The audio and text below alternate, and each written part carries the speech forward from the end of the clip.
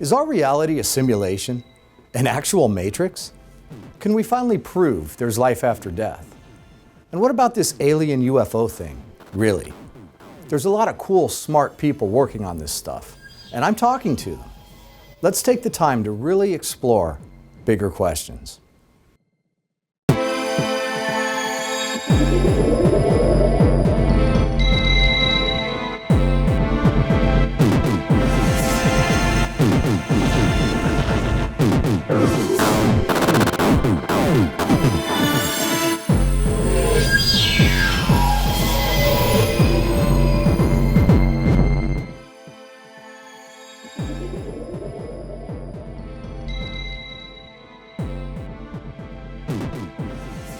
I'm Ron James, and this is another edition of Bigger Questions.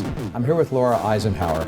Now, those who travel in the ET and the metaphysical fields all are very familiar with her work. Laura has gained a huge audience telling her very interesting stories and also bringing us enlightenment about some of the more esoteric belief systems that people are exploring. Laura, thank you very much for being here. Thanks for having me. It's good to be here.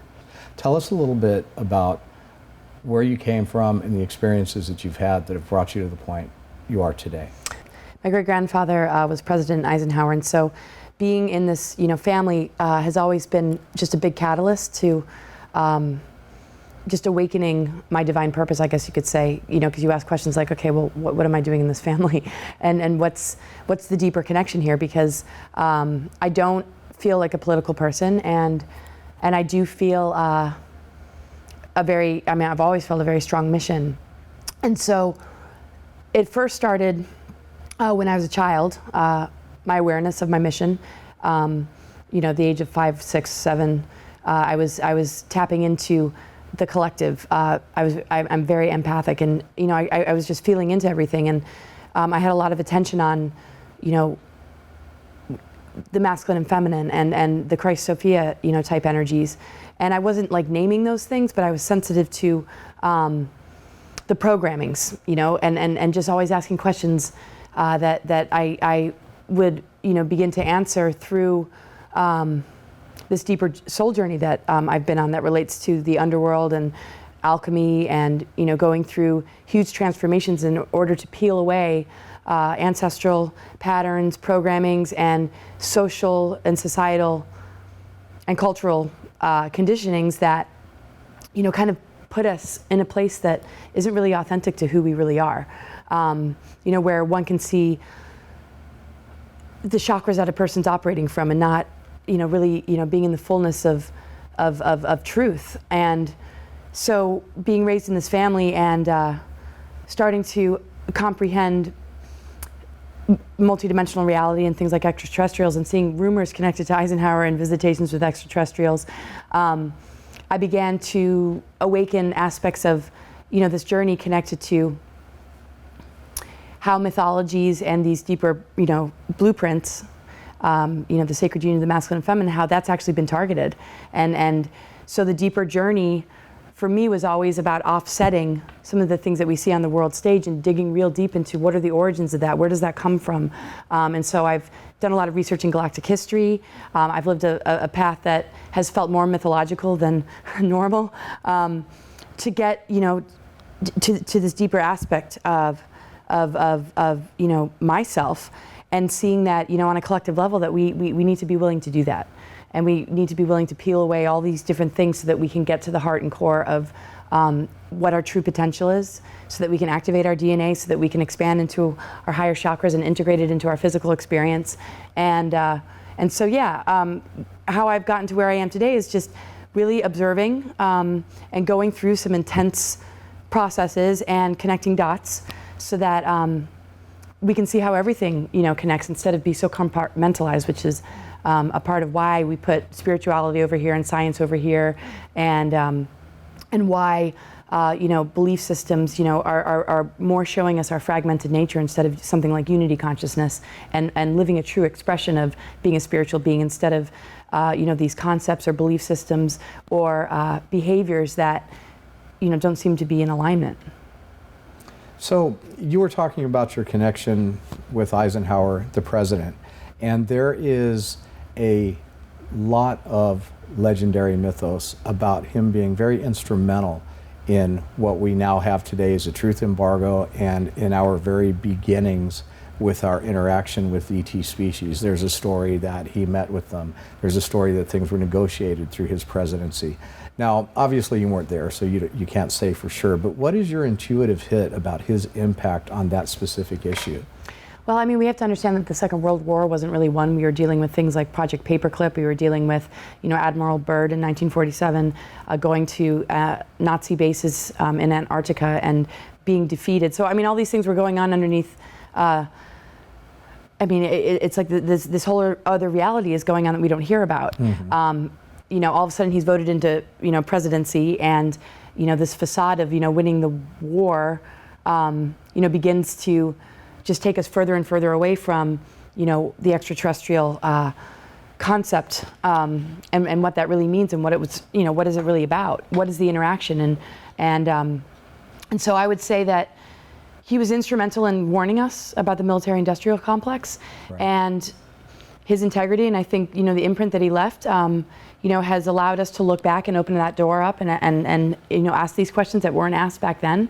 But my intuitive hit is that, and this is what I've gained from, the work of Goode and other whistleblowers that have been connected to the secret space programs, is that the Nordics were connected to the Germans, and it wasn't this whole, he made a deal with the wrong guys. It was like there needed to be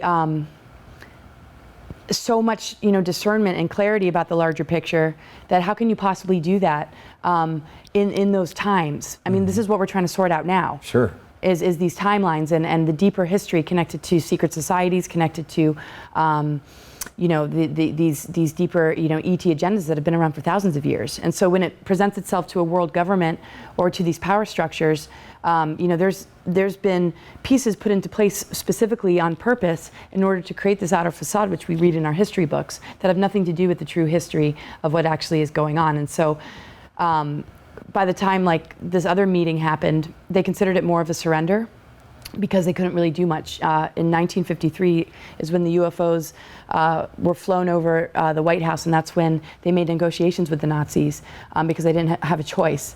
And so now we see the infiltration. We see it in the political system. We might not realize that there's a massive Nazi presence, but there is, and that is via Project Paperclip.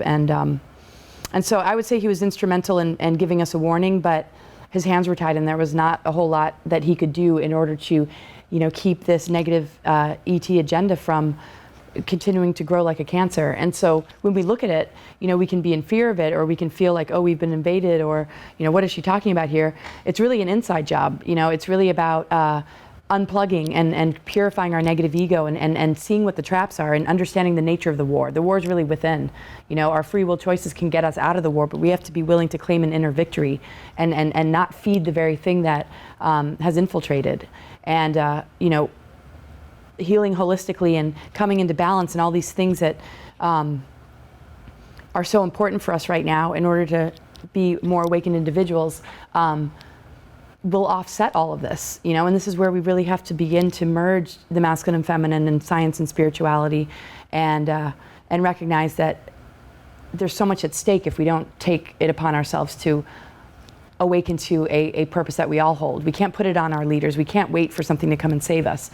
And that's where we keep chasing our tail and not getting anywhere. We each have to stand up and do something to make an impact. And it can be just simply, deciding to live a path of integrity and not serve, the things that we've been taught to align with, and push the envelope and rebel a little bit, but return to your center as well, and be the scriptwriter. We're at a time where an awakening of consciousness is pretty much universally agreed upon, that humanity is going through a conscious evolution and a conscious revolution. But at the same time, the obstacles and the adversaries are larger than life as well. I've heard you talk, and you talked also about the invisible forces that are behind things that are happening in human affairs and all of their different agendas, light and dark. For the person that's not really up to speed on those kinds of topics. Can you give us a little bit of Reader's Digest version of how the visible outcome of humanity is something that is of interest to a lot of different types of consciousnesses that we don't understand? Well, the human race has been we have a very interesting history. I mean, we used to be in a different dimensional experience, dimensions 4, 5, and 6. The higher Earth energy of Tara is where Tiamat, the planet, exploded, which became, the asteroid belt. And there was refugees that came here from that exploded planet. We're dealing with root races like Atlantis and Lemuria and Hyperborea and Polaris and different cataclysms and holocausts, took place that drove a lot of civilizations underground. And they've been preserving their connection to these guardian races that have very advanced technologies, and they've been sort of hiding away from the human race because the human race and the seedings of the human race ended up getting tinkered with and ended up almost downloading this aggression that these darker beings brought. And if we look at, well, how did that happen? I mean, we're in a free will universe, and so when there was more differentiation of the masculine and feminine, and the negative ego emerged, it almost like created this opening for these warring races to come in. And we can see that in our own lives. If we're in our negative ego and we're being controlling or we're being in a lower place, you can almost feel like a dark energy come in and it's uncomfortable and it's constricting unless you're the person that's doing it. Then there's some sort of addiction or need or thing that needs to be fulfilled that, ends up almost being like an energy vampire. Like, what can I exploit? What can I take? How can I use and abuse in order to get what I want? And that's a service to self energy. It's just greedy. And so when we look at the larger picture, it's like, we think about extraterrestrials, we make it so far away from us and so alien to us, when in actual fact, we're multidimensional beings that on every level of our consciousness, there's something that relates to it. So our higher consciousness will connect to angels and fairies and higher benevolent races. Our lower ego nature will connect with these warring species. And when we look at, we hold about 22 different strains of extraterrestrial genetics. And we can perceive, multi-dimensions that are beyond here. And so if somebody has an entity attachment, it's because they haven't resolved something or healed something. And so the humanity hasn't resolved or healed. It's fragmented. There's, been this plan to conquer and divide in order for these darker energies to be able to feed on fear, separation, trauma, and so it's no different than what we experience in our physical bodies. If we're dealing with a parasite or we're dealing with a psychic attack or we're dealing with a negative, influence. And so when we come into unity consciousness, when we begin to bring balance back and we don't rely so much on the history books, but we look at, the deeper layers of the dark technologies that have been, put in place to, kind of make all this really difficult, there's going to be nothing for it to be able to feed on, and we're going to start to expand into something that attracts the benevolent forces and the beings that connect with our higher self that are just waiting in the wings, and they've been intervening because the dark energies intervened, and so it just becomes there has to be balance. There has to be balance. I mean, they can't just kind of leave us hanging, but they're not going to do it for us either. It's sort of like the immune system of the body. If you're trashing yourself and if you have belief systems that aren't healthy, your immune system's not going to just come in and be like, hey, let me just heal you. Right. You have to say, okay, I'm willing to change my life. I'm willing to eat better. I'm willing to have a more positive attitude. And then the immune system's like, well, thank God. Now I can do my job. Now I can make you healthy and whole. And so, unity consciousness and the balance of the masculine and feminine within ourselves, is basically inviting in these really benevolent forces that we might see as extraterrestrial, but really we should just see it as aspects of ourself. And not make everything so foreign to us, because then we get intimidated by the information. If we can, become more comfortable with it, then it's like we know naturally how to handle it. Nature only knows how to heal. If something's afflicting our body, immediately there's a healing response. The forces of nature only know how to regenerate and repair. Mind control, though, takes us away from that, and we end up stagnating and we end up not progressing because our minds and our belief systems are getting out of sync or out of touch with that natural power. And on a cosmic level, everything is falling into place to make sure that we ascend.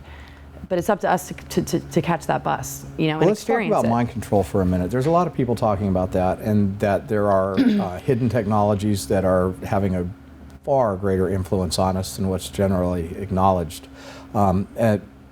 that is coming through the media, that is coming through waves in the air. Are we being affected by mind control technology right now, and how? Yeah, we have been for so long, and it's sort of, when we think of ascension, we might think of it as an initiation into higher consciousness and a shift on the planet. Well, look at all these things for thousands of years in our history that has produced what we are today. That we're still stuck in and we're still locked in. It's in our cells. It's affected our DNA. It's created genetic, damage and distortions that we're born into. And immediately, we think it's just being human, and this is what the human experience is, and we don't realize what our true potential is because we've been taught to. The greatest conspiracy is that we have been led to believe that we're not as powerful as we truly are. And so when we get infected by something in the news, a false flag or some sort of event that infects our creative energy, we end up enabling it, or we end up manifesting it. And that's why, there's lots of movies or different things that get put out there that distract us from being able to take these huge leaps where we are unifying or we are healing. Because if we were to be left alone, it would be nature, that we would know how to unify, we'd know how to heal, we'd know how to advance ourselves. And so the mind control comes from the false flags in the news, the things that pull people away. And the mind control is that we think it's really important to put on that TV or to follow everything that's going on. Or, we're raised to be more concerned about celebrity gossip than we are about, maybe purifying the waters and, exposing, the game being played so that we can get our hands on the good technologies that'll really, assist us. And so, yes, there's a lot coming through the phones. There's nanoparticles in the chemtrails that get into our bodies. And the danger is that we get infected by artificial intelligence, that we get yanked into, this machine that, alters our physical bodies and takes away our ability to live on a soul level and from our soul essence. And so there's going to be a bifurcation or some sort of split, because if you're devoted to truth, if you're devoted to who you are and you allow yourself to have a free mind, those things can't get you. The thing is, we're all breathing this stuff in, but what's the difference between a mind-controlled person and a non-mind-controlled person? The mind-controlled person is buying into the programming, whereas the non-mind-controlled person, yes, they might be inhaling this stuff, they might have their cell phones, they might be exposed to it, but there's more of an immunity because you're functioning on a higher dimensional level, and the physics are different there. You can transmute and alchemize and release and do things that are very protective. We're really powerful like that. We can recover and regenerate from, all these different assaults. But the person that's buying into the programming, the things that they're inhaling and the things that they're doing are putting them further and further into this artificial intelligence system that they're not questioning, because the way it's going to be presented is, look at these scientific breakthroughs. Like, hey, we can, expand human life. And, oh, look, we can, do all this and do all that. And it's like, people are like, yeah, that sounds like a good thing. Sort of like here we have a potential female president, and people are probably more thinking that's such a huge breakthrough to have a female president, and it's really like, no, this isn't a good thing. She's not a good politician. We don't want her running the country, thank you very much. It doesn't matter what, Right. and it's just sort of like where we get so caught up in what it is to be human that we trust, we're too trusting of what we're being delivered, and we got to step back and question it. And so what is this AI? There's more and more talk about it, that there's an artificial intelligence that's behind a lot of this manipulation, but what is it? Well, when we look at it, it's connected to actually the Draco reptilians. It's a technology that basically, these beings are foreign. They're from another universe. And so for them to be able to be here, they kind of utilize this as a food source. And artificial intelligence is a way to plug us into something that enables them to So when we say exist. they're utilizing us as a food source, is that as an energetic food source, or as a physical? Are they eating Both. humans? Well, depending on what kind of energy you hold, a real reptilian that you would not want to meet, I'm sure, does that. One that's just holding, the genetics, and we all have, those genetics, Sure. might be connected to that level of aggression or that war energy, but they're probably not going to eat somebody. But artificial intelligence, if you look at like black goo, it's like it's an infiltration. It takes over. And artificial intelligence, the reason that you would, a person might say, well, if we know it's bad and we know it's going to take us away from our soul, then why would they, be interested in it? Why would they, want that for themselves or their children? And the thing is, it's the Draco energies are manipulating world leaders and humans and sort of duping them into, this utopian, society. Like, okay, artificial intelligence eventually destroys everything that's biological. And so what it ends up doing is it shows us a window of, look at all the potential, longer life, we can cure all these diseases and this and that, and we can continue to advance ourselves, but eventually the computer or the artificial intelligence ends up taking over and destroying anything biological from being able to thrive. So it's almost like you're selling yourself, to technological advancement at the cost of your own spiritual development. And we, end up forgetting that we're the most advanced technology, that our DNA upgrades and our consciousness expanding is going to allow us to have abilities and healing powers that, are a better choice over, having technology do that for us. And so there's technologies that we would want to work with that will help us, because we're not going to wake up, avatars overnight just because we're starting to get it. There are things that can help us, but artificial intelligence is a completely different type of technology that invades and takes over, and it's like a cancer. And so there's also black goo that's organic that connects us with Mother Earth, the womb energy. Yeah, so let's talk about that. Black goo is a real compound. It's found in the earth. It's found in quantity in some interesting places that, oddly enough, have been co-opted by people with money, which is sort of an interesting story in itself. But what is black goo? It just seems to be this, this substance that, like, it either kind of overtakes and becomes like this thing that, seems to have a disintegrating influence on an artificial intelligence, sort of black goo, like, getting into the body, getting into the system, and kind of overtaking. I mean, you can even see pictures where it's like a person is almost feeling like, I think there's certain movies where it's like this thing just takes over.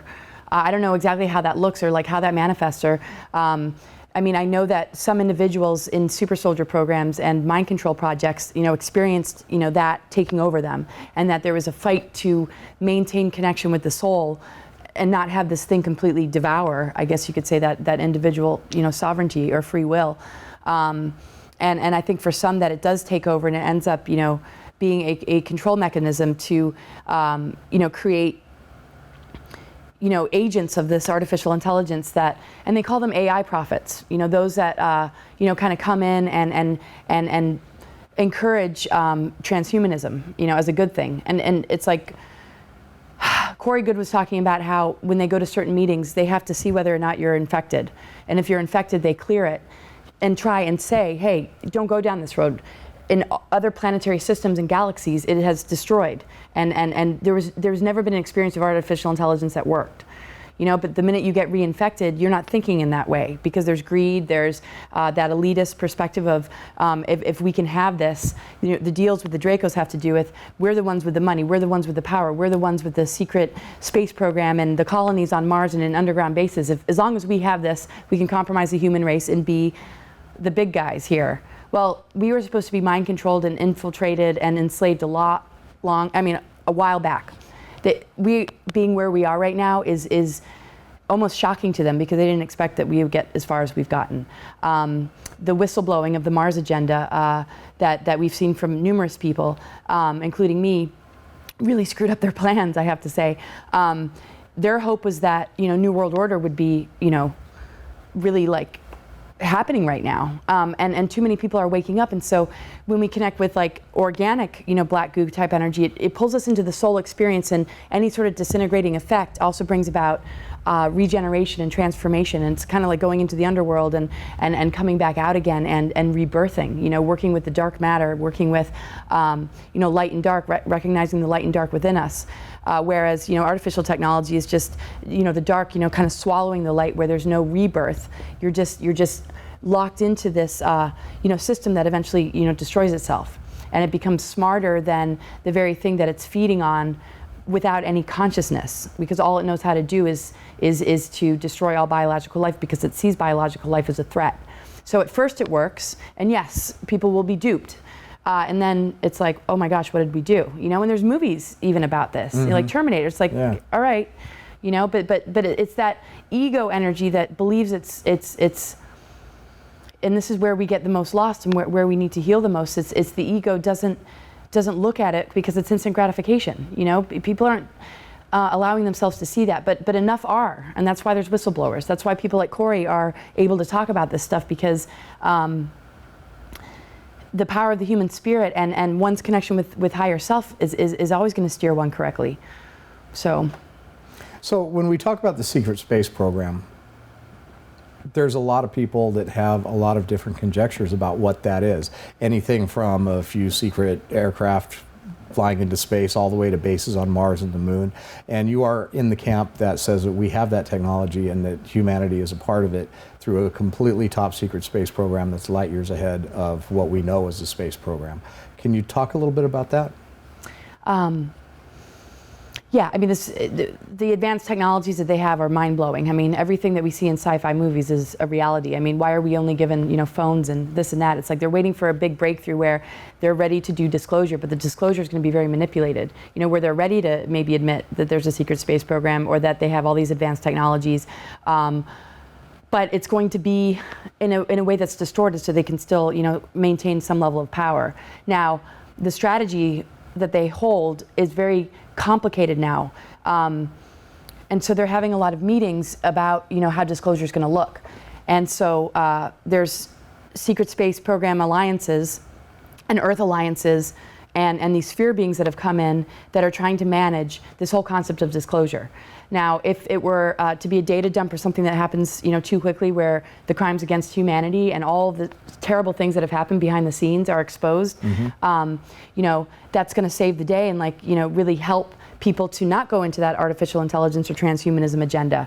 But the cost that comes along with it, where they're willing to air their dirty laundry, is so uncomfortable for them that they don't want that. And so there's a lot of negotiations about how this is going to happen, where some are like, we have no choice, we're going to have to do this, where others are like, no, there's no way in hell, we're going to do this. And so there's negotiations going on right now. We have compartmentalism, we have different levels, where some know something and some don't. And it keeps them from being able to see the larger picture. The lower secret space program thinks it's the top of the totem pole. That's the one that is the military industrial complex related one that gets all the money, where trillions of our tax dollars are building these colonies and going into, investing in this, corporate conglomerate, complex of, extraterrestrial, advanced ET technologies and all these different things. But beyond that, there's a self-sufficient space program that doesn't need money. We're dealing with, advanced beings that don't need currency. And so there's all these different levels. And so when we look at something like disclosure, we might just get a portion of the pie. Sure. We might just get a piece of it. And so we're creating a grassroots disclosure, Corey and I and others, and we're doing this right now. I mean, this is the whole nature of why you do what you do, to get the information to people as quickly as possible, to offset a false disclosure that will make us look like the crazy ones. And the most important thing that will get us over the hump is exposing the crimes against humanity. Because if we don't do that quickly enough, they're going to start to manipulate the process, and they're going to, be sort of, the rescuers with this technology, where they never admit that the very beings that are connected to the degradation of the environment are the ones that are coming in to save the day to make them look like the good guys. When in actual fact, they created this whole destruction in order to, play into the greatest hopes and wishes and dreams of humanity, is to be able to be healthy and to, have these advancements. When in actual fact, they're the ones that created this game. Yeah, and we could have had it for a long time. And so nothing's really coming in to rescue.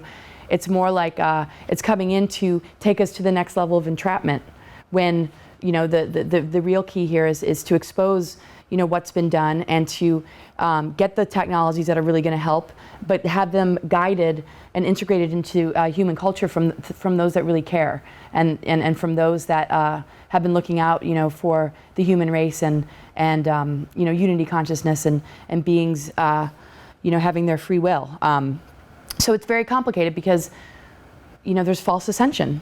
There's new age deceptions. There's a false sense of, healing when, we're going to be dealing with some level of disclosure. And so thank God for, people like Corey and others that have been in these secret space programs, because they can say, hey, watch out. I'm in the camp with you that there is going to be a disclosure, but it's going to be very, very manipulated. Humanity is at perhaps the biggest crossroads it's ever faced. And our very survival is at stake. there are different forces that have different agendas for different outcomes. What does the positive outcome for humanity look like, and what can individuals do right now to be a part of it? Wow, that's really great. Just be conscious from the minute you wake up and to the minute you fall asleep at night. Just pay attention to your energy. What are you energizing through your words? I mean, if we look at 5D or the whole idea of ascension, well, what does that really mean? We have to understand our DNA is connected to the earth grids and the stargates of the planet. We have to understand that our multidimensional body is connected to the whole of creation and all these higher earth energies. That ascension is something that we step into within ourselves. It's an internal shift. It's a knowingness, and it's an experience that we initiate ourselves into. It's not just like, okay, here we are, and we just become it. It's a co-creation, and so the best thing that we can do is just really understand, okay, so if we're thinking about 5D, well, the fifth chakra connects to our voice. The fifth element connects to spirit, connects with alchemy. The dodecahedron and the things that relate to the earth and sacred geometries have been manipulated to keep us from being able to activate our DNA. And so we have to pay attention to the ramifications of what these assaults have done to us by paying attention in every moment of our energy field, the things that we're expressing and the things that we're creating, so that we can get that back. So if there's a distortion in our DNA or an inability to balance the masculine and feminine, that's going to show up in how we feel in our bodies. It's going to show up in our relationships. It's going to show up in our health and our physical body symptoms. So the more conscious we are and the more we're in dialogue with it, the less we're going to give our power away and just ask the doctor to give us a drug, or the less we're going to wait to put on the news to gauge where we are in the world. We're going to be a lot more conscious and focused on how we're influencing this process, and how we're making new agreements based on cutting ourselves off and away from the things that haven't helped at all. So I feel just being conscious and being willing to create change where you need to create change is our higher purpose, and recognizing the connection that we have to the planetary body and to everything that's going on in the cosmos. It's like, this is already happening, and so we just need to show up and be present, and the ultimate distraction is going to show up in the TV. It's going to show up when we allow our negative ego to persist, when we get so disconnected from our physical body that we don't understand the messenger, or we don't understand what it's trying to teach us and show us.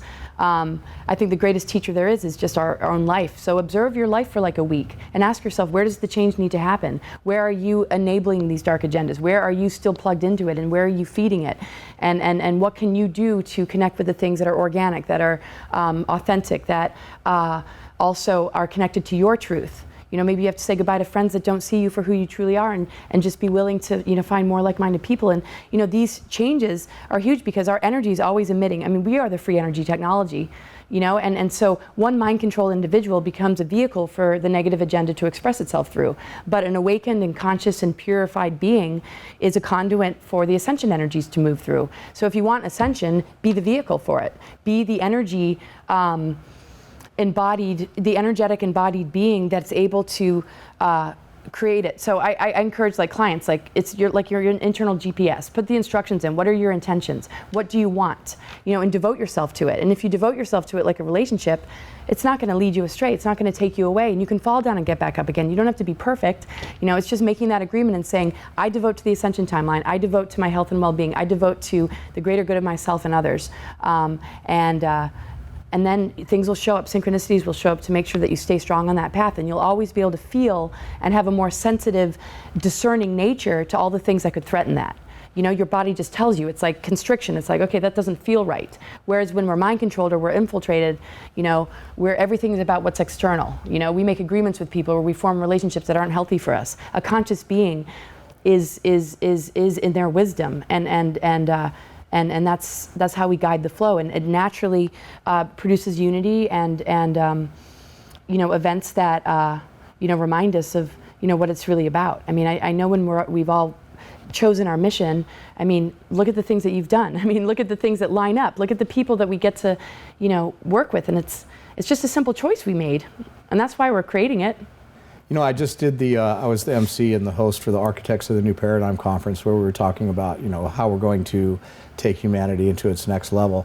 And I heard what you were just saying about it really boils down to individuals making individual change. But I am also of the mindset lately that doing the individual work is not enough anymore. Once we reach a certain point of, okay, I'm starting to get this, I really feel like I'm on this synchronistic path, so good for me, but that's not enough anymore. We have to rally the troops at this point. Oh, yeah, yeah, yeah. Everybody that has gained a certain amount of awareness and a certain amount of understanding about what you're saying, it's not enough just to take your own personal journey. I'm saying this to everybody. Get out there and sing from the highest mountain, because the 100th monkey will never exist if the 99th monkey doesn't say something to it. And Yeah, that's where we're at now. Yeah, and people have to be willing, and don't worry about what other people think. Don't worry about what people can and cannot handle. We've been fighting world wars. We've been traumatized as a human race. What do you mean we can't handle it? I mean, it's liberating. And anybody who projects on it, or it's fear, it's like, no. I mean, fear really means that you haven't awoken all aspects of yourself. If you're afraid of something, there's something in you that you haven't switched on yet, because we can handle just about anything. And so, yeah, I mean, the inner work is going to help to wake up the inner calling.